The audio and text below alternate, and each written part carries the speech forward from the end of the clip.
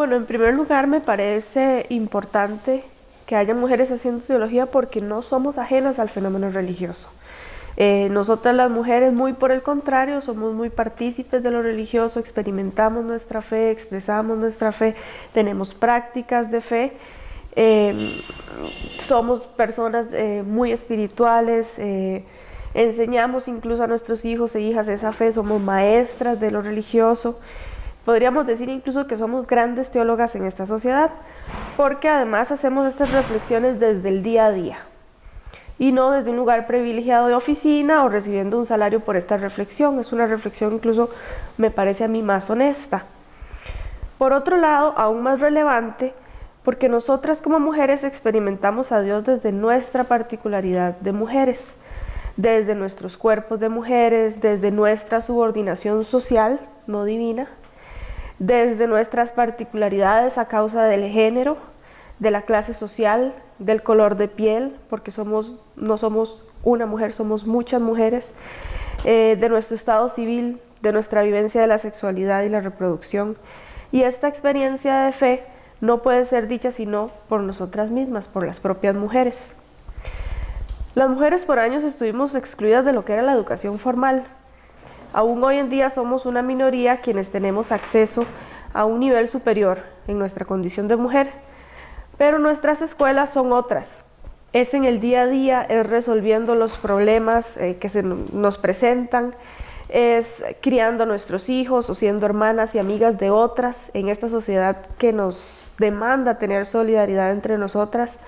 Es en nuestras escuelas, es como hijas, es como esposas. Y por lo tanto nuestra teología es más cercana a la realidad que una teología que podríamos llamar de escritorio. Una mujer que ha experimentado violencia doméstica, por ejemplo, va a entender muy distinto el Génesis 3 que un varón, y aún más un varón del clero, que no tiene esta relación familiar que viviría una mujer.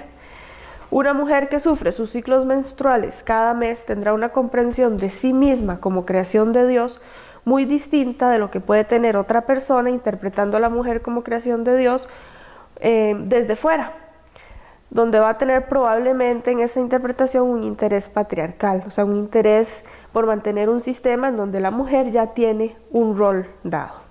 Es muy diferente la mujer que sufre sus ciclos menstruales leyendo un texto de impureza en la Biblia que digamos un varón del clero o incluso un varón laico. Aportes que hacen las teologías desde la mujer, pues sí, hay aportes muy importantes. El primero, y relacionado con lo que estoy diciendo, es que es una teología que toma en cuenta el cuerpo, que se hace desde el cuerpo.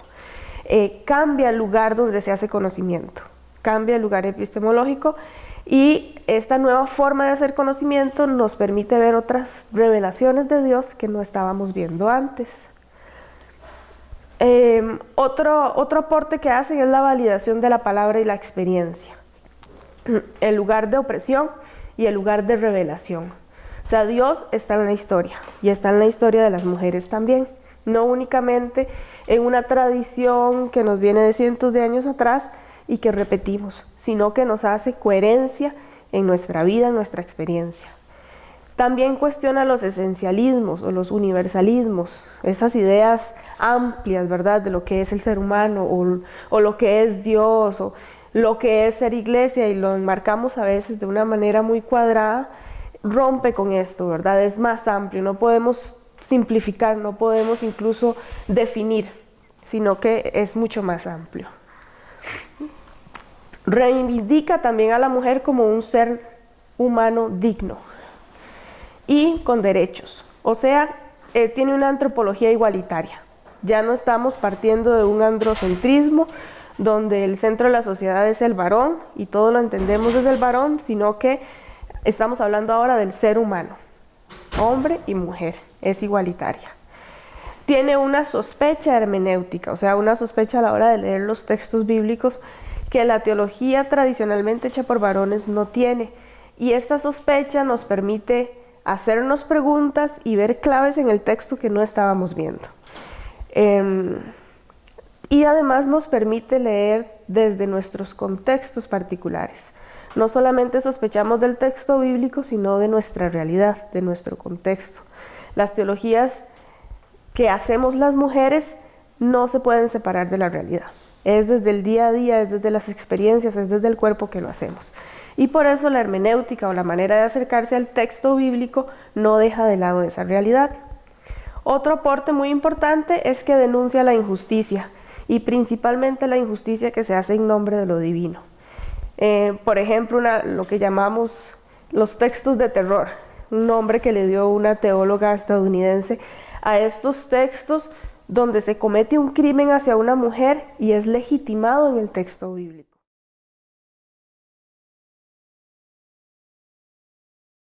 Las mujeres todas reflexionamos nuestra fe, todas las personas reflexionamos nuestra fe.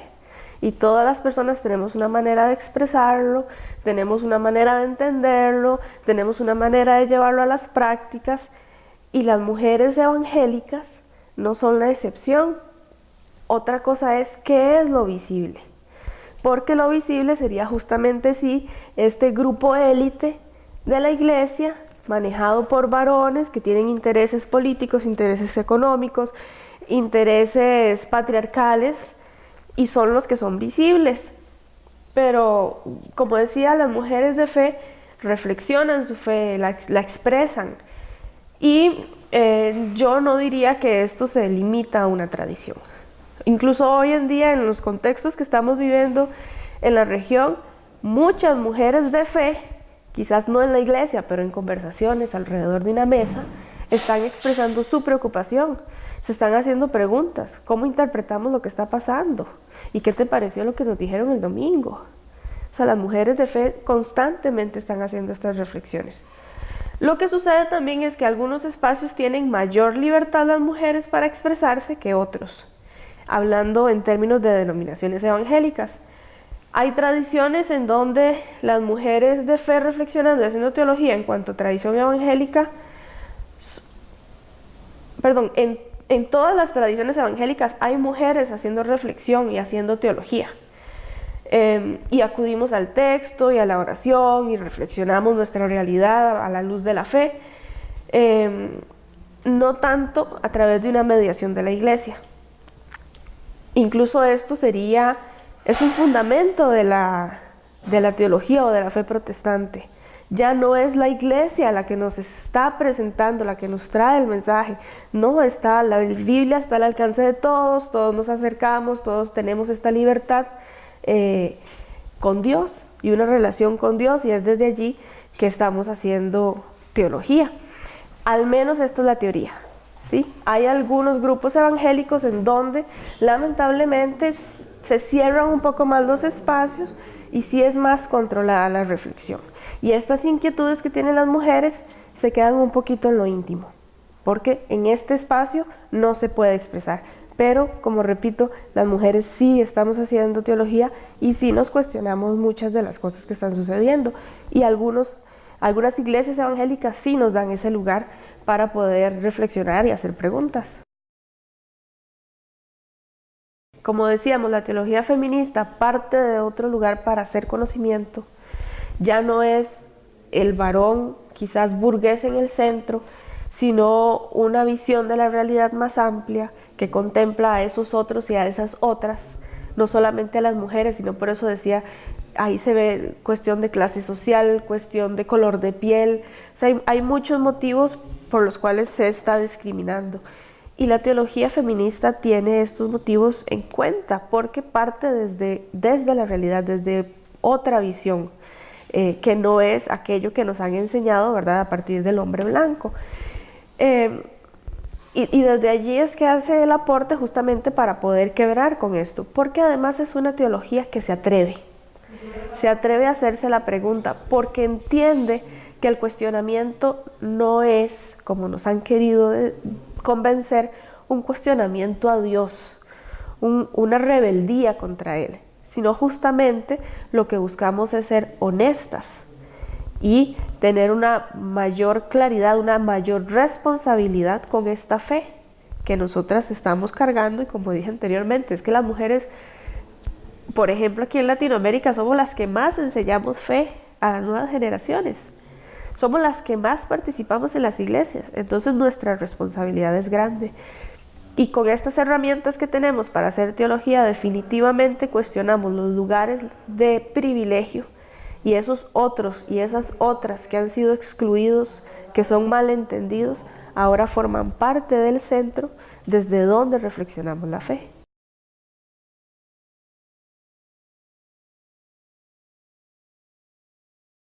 Bueno, me parece que estamos hablando aquí un poquito de esta corriente más, digámosle, fanática, una teología más fundamentalista y una teología más, digámosle, liberal. Esta teología más fundamentalista, pues justamente está fundamentada en unos 5 principios que a la hora de estudiarlos pues no son muy honestos. Ellos continúan diciendo que se basan en estos principios, pero manipulan estos principios. Y el principio que más han usado para legitimar sus propios intereses ha sido el principio de que en la Biblia no hay error, que en la Biblia lo que está es la palabra directa de Dios, ¿verdad? Es la revelación directa, que no existe ninguna mediación para llegar a esa revelación, que no es literal.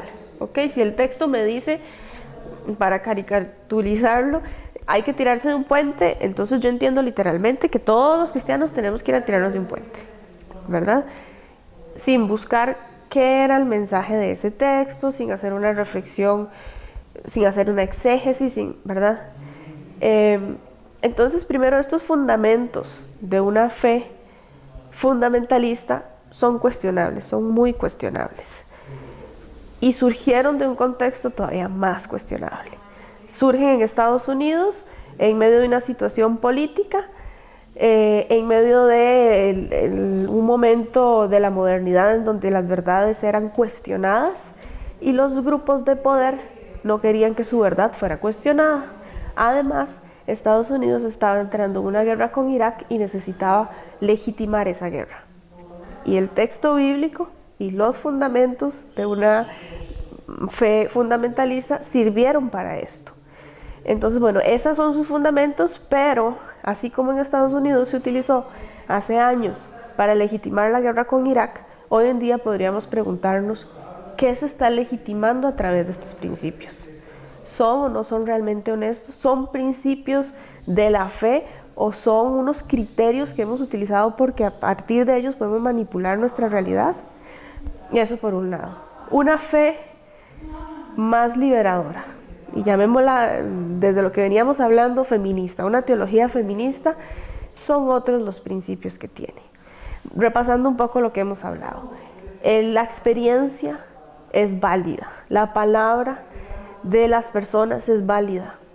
Entonces, una persona que está sufriendo una opresión, que está sufriendo una violencia, no se le va a decir tan fácilmente, bueno, el texto bíblico dice que se sujete y siga viviendo su violencia, sino que, pues, justamente la experiencia de esta persona es tomada en cuenta y a la luz de la palabra y principalmente a la luz del Jesús de los evangelios, entonces hacemos otra teología. Y me parece que quizás este es el fundamento central de una teología liberadora, y es que el centro no es el Antiguo Testamento, no es la ley, no son las cartas paulinas que tanto problema nos causan, sino que es el Jesús de los evangelios. El Jesús que fue hombre, que caminó en esta tierra, que se enfrentó a los poderes, que recibió opresión también de su sociedad, que terminó muerto en una cruz justamente porque denunciaba las injusticias de su época.